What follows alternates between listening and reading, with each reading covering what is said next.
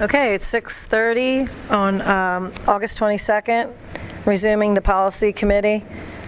We had a 15-minute recess from about 6:15 to 6:30, and we're on policy 142, migrant students. Basically, it establishes a program for the board. The board establishes a program to address the needs and provide appropriate services to migrant students, that the migrant students shall receive their fair and appropriate access to education, provide a full range of services, including Title I. Parents and guardians are afforded an opportunity to participate. They should basically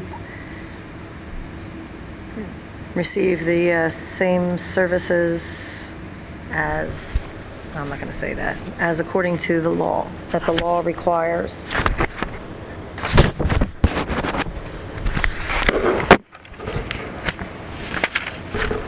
And the recommendation from the administration is, we're good? Yes. Any comments from the board? No. Okay, I'm going to move the policy 142 onto the full board. Is that okay with you also, Mr. Scott? I'm sorry, I didn't check with you. Okay, 143, standards for persistently dangerous schools. And I regret that I did not have a chance to look at this one at all. Is anyone in a position to summarize it? Basically, the number of incidents that would be considered weapons, things like that, are reported to the state, and then we would be reclassified as a dangerous school. We're not anywhere near anything like this.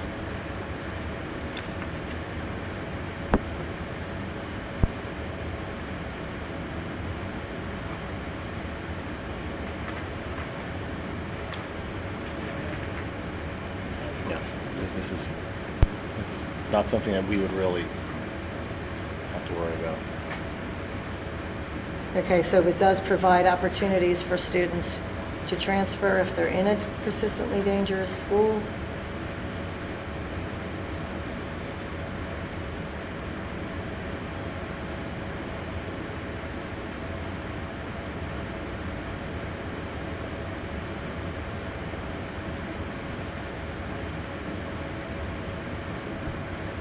Doesn't look like we have a choice in any of this. It's No. like straight out of state code. So, to the extent possible, the LEA, that's us, the district should allow the student to transfer to a school that is making adequate yearly progress. A charter school only has to accept a student who meets its administration criteria if space is available. The LEA must seek corrective action. It's good to know these things, but it's also better to know that they should Never have to do that. we have good kids. We really do have good kids. I hope we all appreciate that. Okay, so the committee is recommending moving that onto the full board? Okay. All right, so moved. 144, standards for victims of violent crimes. I think it's good that we're doing our diligence done, at least reviewing these policies, board and administration. I appreciate it. So that you're aware that they're there.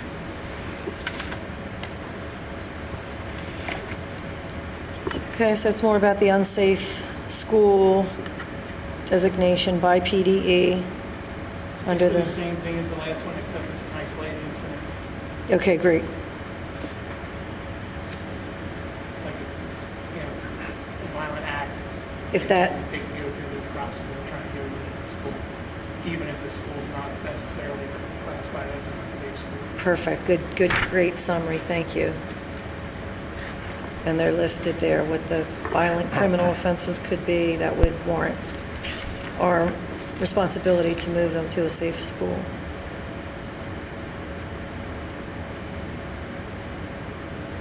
Kind of the same language too. A charter school only has to accept the student if he meets the criteria and if space is available. Blah, blah, blah. Okay. Okay. Adequate time. You okay with that, Mr. Snap? Yep. Mr. Potts, moving on. And 146, student services.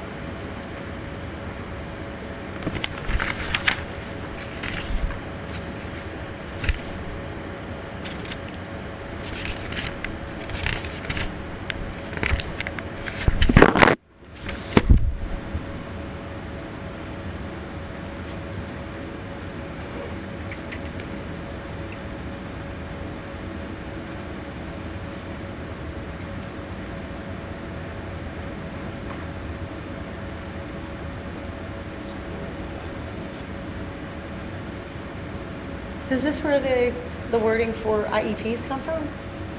SAPs? It can fall under there. Really what you're talking about, that is our SAP program. And last year, if you remember, we instituted ESAP in the elementary schools, which are student assistance program, which deals with trying to eliminate barriers to student learning, like alcohol abuse, drug abuse. Those are very real problems that all schools have, including Bennington. So that's why we developed those programs. As part of something like this, what you'll see is, if you remember our curriculum meeting, I guess last spring, I was talking The bullying about our program? guidance program, that we're developing a plan of implementation of the guidance program that is currently in progress of work with the guidance council. That's part of that. So basically what you're dealing with is your mental health pieces, your homeless pieces, those types of issues in our SAP programs, and that's what that's doing. Thank you. But the language around like every 6 years, or the district having to develop a plan, is that like for a particular student or just in general? In general, that's what we're Okay. Yeah, and we do adapt to individual students and what their particular needs are, but in general, that's what it's talking about, is having a general overall plan. So Oh, is this that piece that's part of the comprehensive plan then? there's a piece of that. That is Like, in our- so that's the required- there's it's a not- pupil services piece that's in our Okay. policy. If you remember, we did that in years. Yep, it's not called comprehensive plan anymore, but, and that, right, whatever it's called, but that's that piece that goes in, that's, okay. So that review is tied, I think, to the same timing as this comprehensive plan, and it's included in the comprehensive plan. And that's why that's the specific 6-year delegation.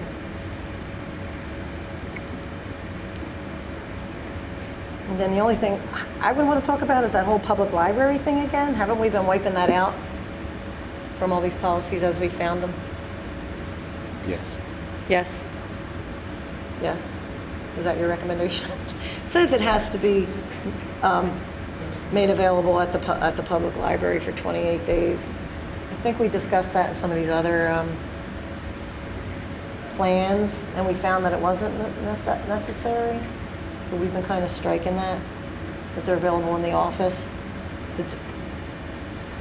You okay to strike it? I'm going to strike it. I'm going to recommend we strike it. That's we're unanimous on the board then?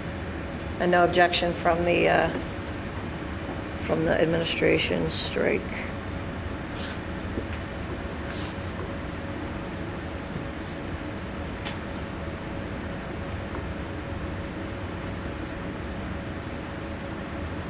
Then okay to move to full board?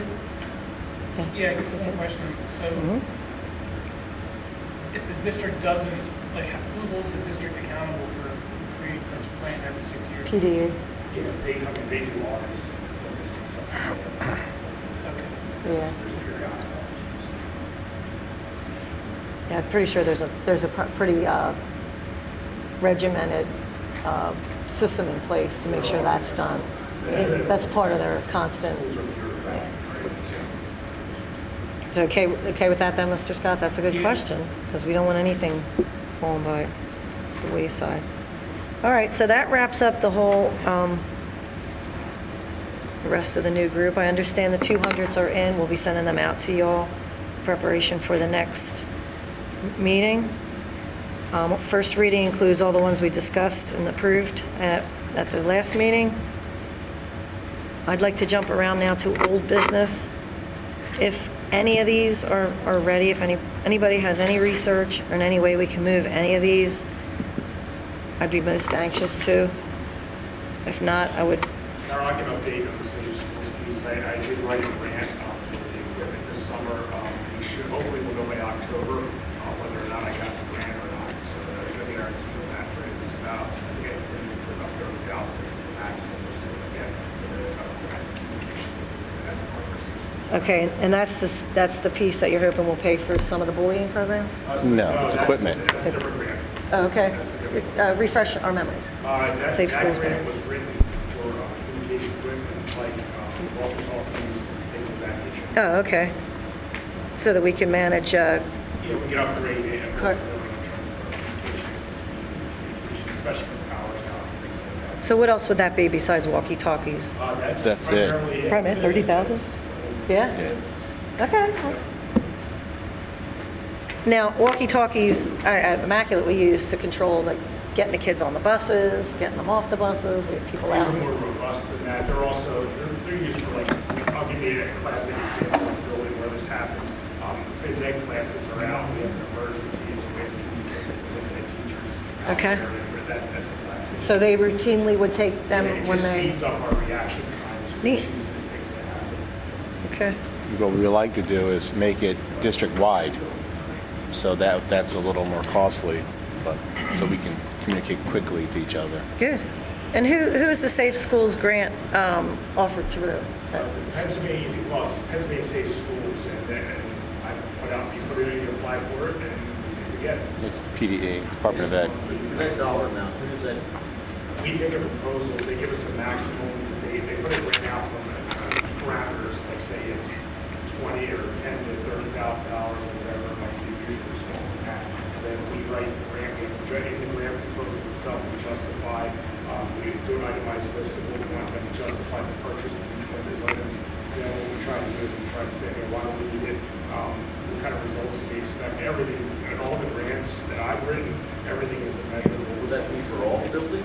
What's that? Is that for No. all? It's for all the buildings. No, it's 30,000 for, Well, no, I'm saying the equipment. Will that? It's for We're trying, is that district-wide? Yeah. Or not quite? hopefully. A lot of the Safe School grant falls for security equipment and also resource officers. That's another area but we don't have that. So a lot of the Safe School grants goes to school resource officers, paying their salary in the building and things like that. So we could partner with, Birdsboro if the high school was in their jurisdiction, and that could pay for part of the salary of a police officer who's assigned to our school. But since we're not, it doesn't really work. So there are a lot of parts of that Fleet grant. Has worked on this year. Yeah, and a lot of districts have. So it's almost hopefully it's a gimme. If you apply, they usually do it. So, Mr. Hurley, which policy are we referring to then? 709? Building security? Yeah, We would, Security, that's where I was looking through your agenda, you sent that's what I was Okay, so once I kind of thought 709 was a policy we didn't have yet. Am I off on that? Or are you I don't saying? think there's anything to the policy that relates to the topic which came up. Okay. I don't necessarily. So it's not that we need to change policies once these get into place, once we get them, right? My recollection of that conversation, Mr. Harrison. It came up just in conversation. Okay, okay. What are we doing for security? And that came from facilities with the swipe cards and the locks. It's just the been cameras. overlapping discussion. Okay, so are we any closer to getting any recommendations on? I can tell you, I just saw recently a school that, regarding the grant disbursement policy, they had a waiver where they signed everybody, all the kids and the teachers who received proceeds from the grant, they signed it over to the school. They signed their own personal proceeds over to the school now. I'm not sure if I sent that along or not, but I could find that again. And I guess that's the discussion we need to have as a committee and of course, as administration. What is your thinking on that? As you recall, a few years ago, there was a group, went out, got themselves a grant, neglected to get board approval. And when it was time, they won, not a grant, an award. They got I guess it was a grant. Was it the Right? greenhouse? The green team, yeah. The greenhouse? And then Okay. we found out about it, and then everybody got proceeds, and the school got very little. And my thinking at the time was really the school should have got the proceeds of that grant. And I'm not sure if that's the genesis of this or not, because I don't remember putting this policy on here. I thought somebody else did, but I think we should have discussion on that. That's what I would ideally, if there is a document, if that's a policy that you can put in place, that's the policy I would like to have. I don't think the teacher should get it or the student should get it. I think all the proceeds from anything that any grant that's ever written should go to the school, not to individuals. But that's not a grant, though. From the time of That's different.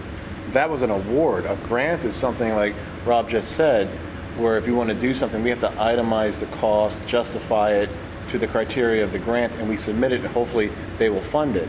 They want an award. Okay. That's different. Okay, I stand corrected. Yeah. So is there a weakness in this Our district? grants, just so you know, there are grants that are used that pay some of our salaries. Right. Oh, yeah. Yeah. So I'm aware of if the that. green team won an award, it's just like if the marching band went on a competition and they competed and won $20,000. Right.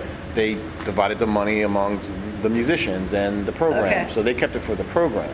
So that's what I think. Okay, so that's another discussion to be different. had if we want to talk about award distribution. Okay, so apparently there's a need, without, I'd have to go back to the 314 meeting to refresh my memory, but there's apparently some sort of need about, after we get these grants, to make sure that it's dispersed properly? I think that came up, maybe it was Rich who said, with the treadmill upstairs was purchased with the Healthy Schools or something grant.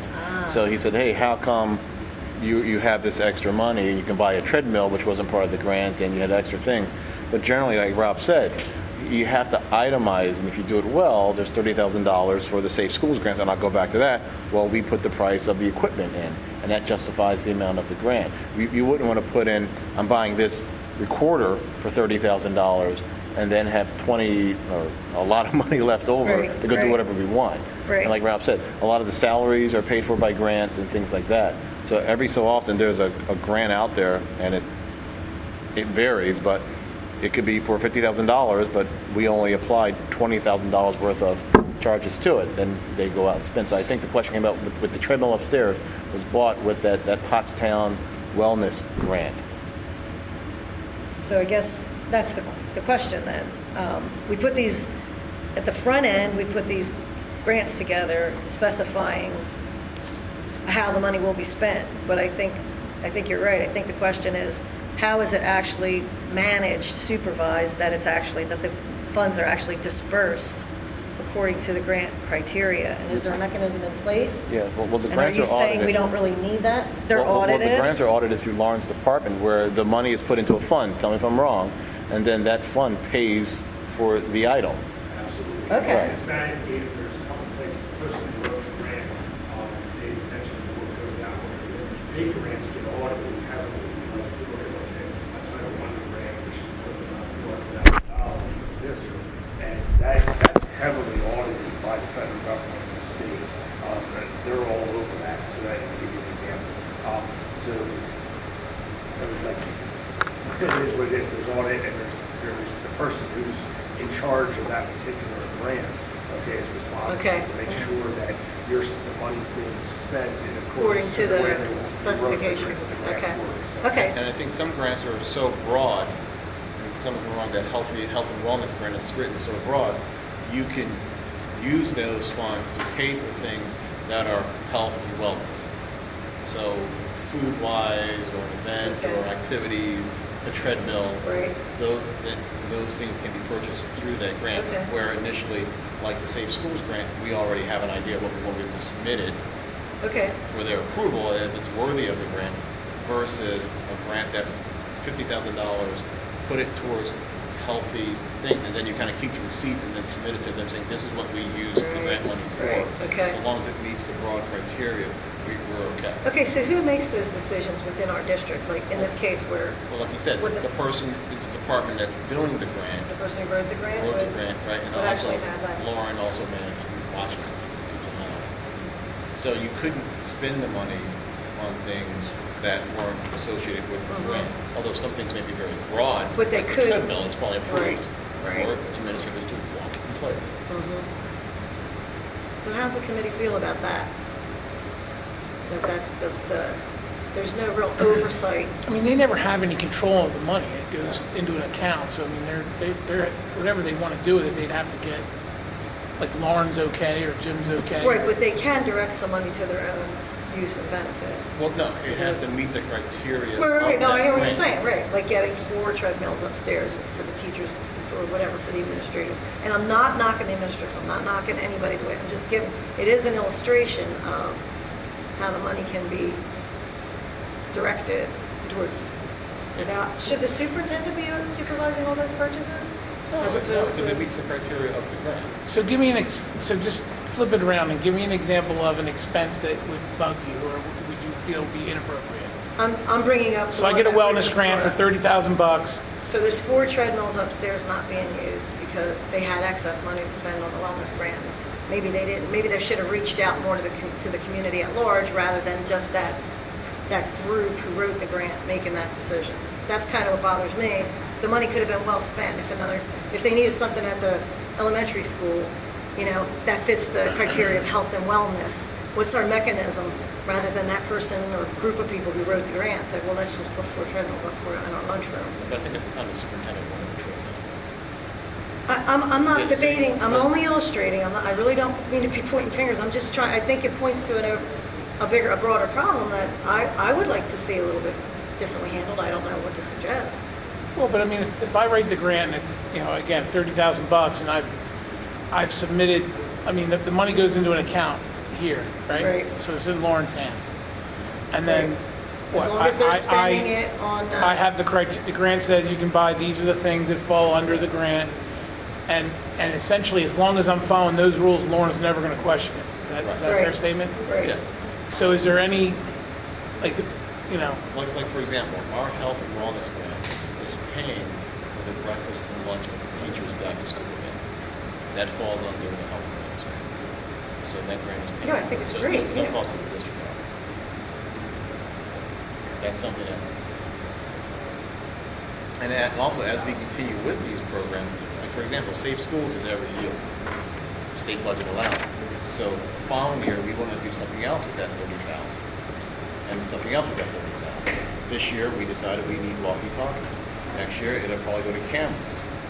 The following year, to go to more cameras, more security cameras. So those are the things how it's been. Okay, I'd like to just think about that for a while. That was good discussion, I appreciate it. I'd like to go have a little bit of my own research on that, if you don't mind. Can we kick that down the road to the next meeting? For now, we're going to follow the recommendation of the administration. It says it's really not necessary. It's audited through the federal government, through the business office. There's no real problem there.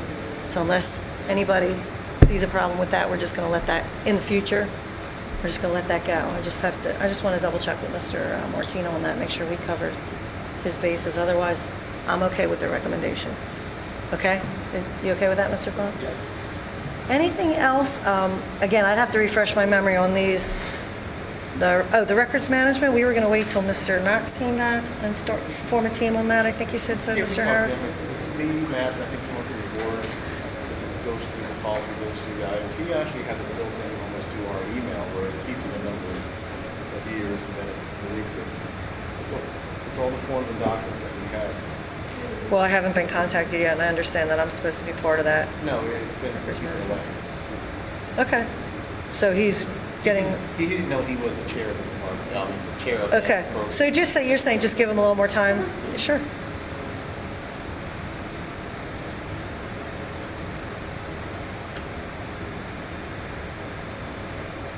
Okay, no, policy 828, I would like to speak to that too, because I understand that Mr. Schmidt has been taking some of our vehicles home and cleaning them and changing the oil and kind of doing some of the maintenance on that. He's putting trash cans in them, and is that right?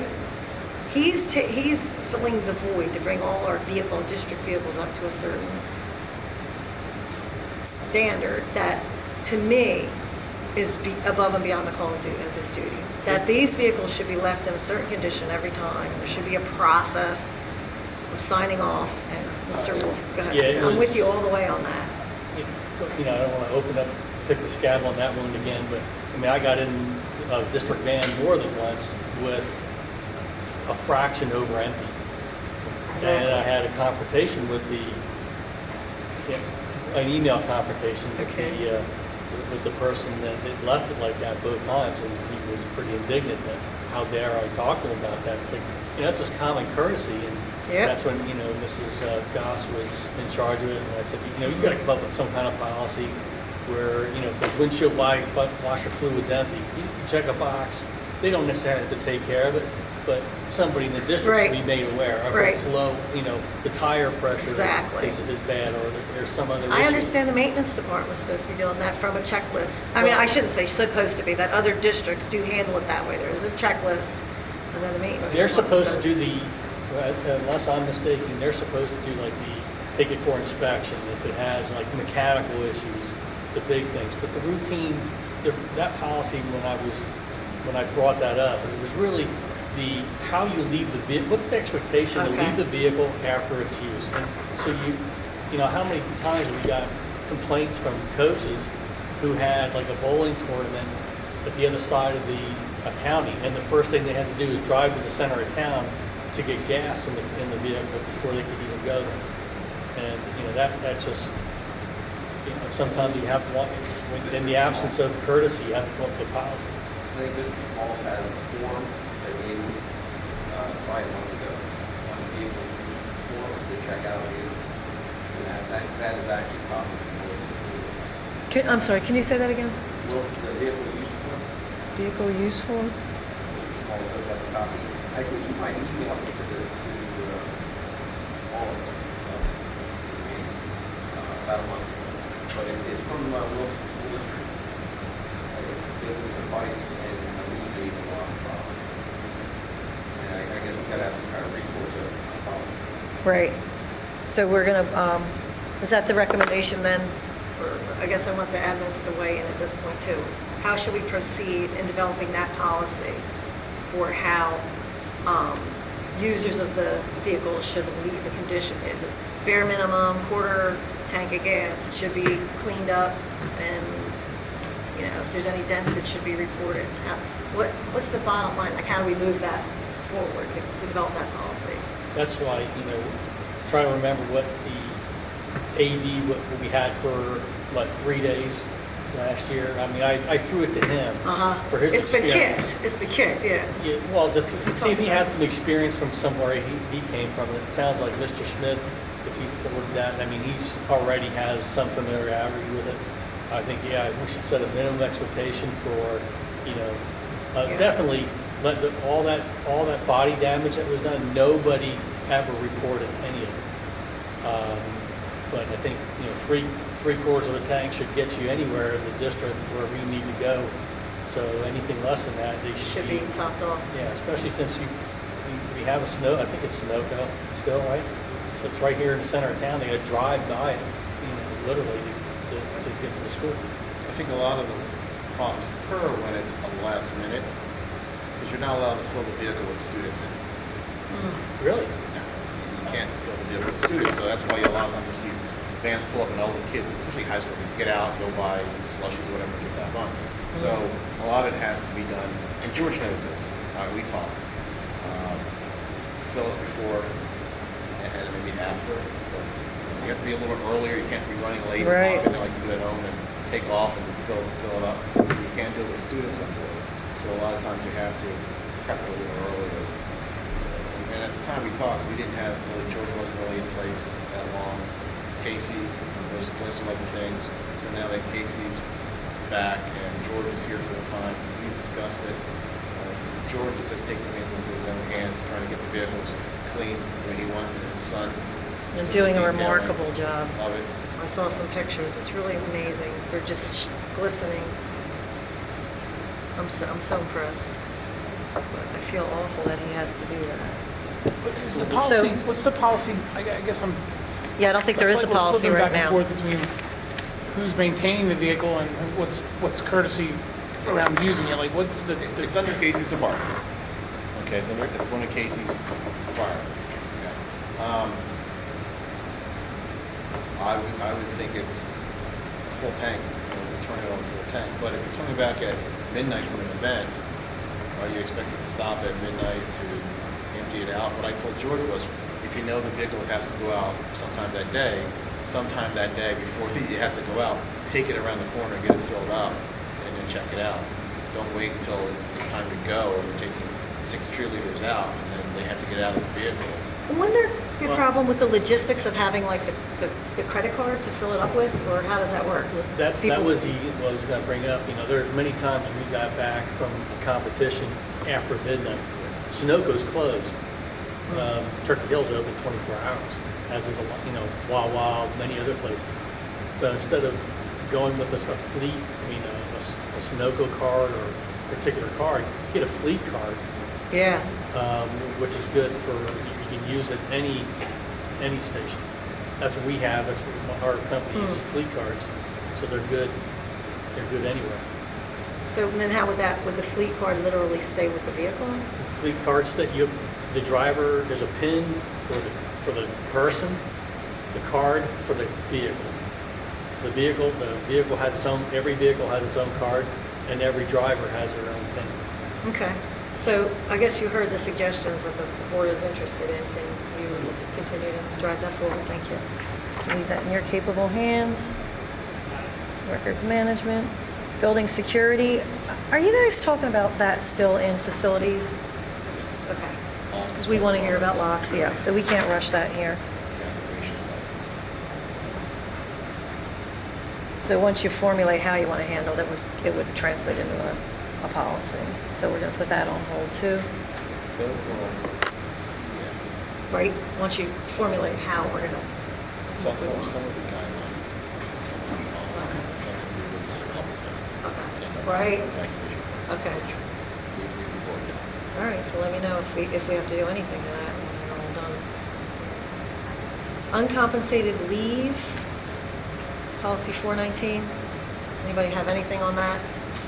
I'll have to refresh on it because I have nothing. I don't even remember the discussion. I think that's when Rich also mentioned why we take a leave without pay, Yes. and he wanted to have the board approving of it. That was really if sometimes there were medical or personal reasons that we couldn't ask them. So that's one of the things that came up. Yeah, I thought it was more on the a rationale for why somebody's doing it. Right. Because it seemed like there was a lot of them. At the time, yeah. Like every meeting we had 2 or 3. Yeah. It seemed like someone was taking unpaid leave. And Well, we have a number of employees, but this isn't really their primary job. This I'm is not their questioning it. I'm income. just saying that was what So started they the. take a trip to Disney World. And this happened. A trip to Disney World for the school year where it's cheaper in March. And I think it was just March, yeah. And I said, well, school succession. Well, they planned this trip to Disney World. Their husband's the primary owner, a teacher or an aide, making whatever an hour. So this isn't a big loss for us financially. We're going to Disney World. I'm taking unpaid leave for this week. And that's it. So going forward, the conversation with staff would we need you here. School is open. And we're starting to look at declining some of the unpaid leaves as long as they're not medical reasons. Right. Like that was, I think, the bigger question was, Yeah. you know, We were kind of following past practice when I first got here. We're going for it this year. Okay. That hurt our attendance for study halls. And Yes. it's all trickled down to everything else. Right. I think we were just looking to support you with the policy modification if necessary. Are you saying that, And just start You don't really declining. need a- Just start saying okay. no. So are you recommending we don't change policy 419, or do you want to look at it? but one does more that mean they time? won't end up on our agenda unless they've already been vetted by your team? They never do, do they? They- never would end up on our agenda. And I sign off on it first, then it gets to the agenda. It's just a matter of, he's kind of changing the process. Yeah, but I guess what I'm saying Slowly. is, do we need to say this is the policy so that it's not just a Yeah. gym decision Yeah. or a gym thing? Like, oh, you know, if we had a different superintendent, I could take off whenever I wanted. Well, that's what generally happens. Right. Now, especially a lot of with the aides. The aides, $10, $12 an hour, take off, go work at writing, and they have. So, Or Christmas pay where they pay a little bit more at the shop. What was this? So do we we'll just want to take a quick peek at 419 between now and our next meeting and just see if anything jumps out at you that needs to be changed? And then I think I would like to just leave that there for now. That was good discussion. So, it's 5 after 7. I just assume wrap up the policy committee meeting. If, unless there any members of the board have anything else they want discussed at this time? Mr. Scott, Mr. Potts, Mr. Wolf? Anybody from the administration want anything else discussed in terms of policies?